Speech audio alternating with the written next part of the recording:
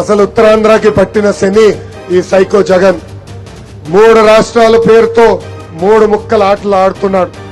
నేను ఇక్కడ మిమ్మల్ని అందరిని అడుగుతున్నా, ఉత్తరాంధ్రకు ఒక్క పరిశ్రమను తీసుకొచ్చాడా? ఒక్క ఉద్యోగం కల్పించాడా?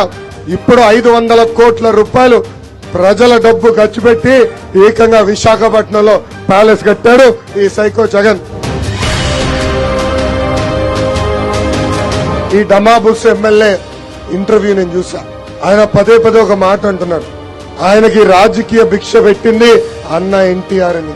డమాబుస్ ఎమ్మెల్యేని అడుగుతున్నా, అదే అన్న ఎన్టీఆర్ కూతుర్ని శాసనసభ సాక్షిగా అవమానిస్తే అసలు నువ్వు పీకిందేంటి, చేసిందేంటని సభాముఖంగా నేను అడుగుతున్నా.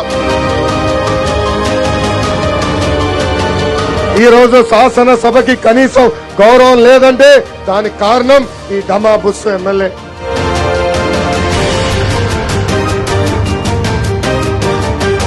ఒక స్పీకర్ గా డమాబుస్ పనిచేస్తుంటే అసలు నియోజకవర్గ అభివృద్ధి ఎలా ఉండాలి?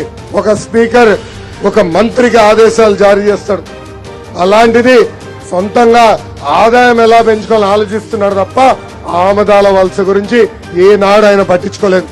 ఈ సభాముఖంగా ఆయనకి నేను ప్రశ్నిస్తున్నా, ఏనాడైనా ఆమదాల వలస గురించి మీ ముఖ్యమంత్రి జగన్ ని మీరు అడిగారా? ఒక లేఖ రాశారా? ఒక రోడ్ శాంక్షన్ చేశారా అని అడుగుతున్నా, సవాల్ ఇస్తున్నా. మేము ఆమదాల వలస అభివృద్ధి గురించి చర్చించడానికి సిద్ధం, మీరు సిద్ధమా అని.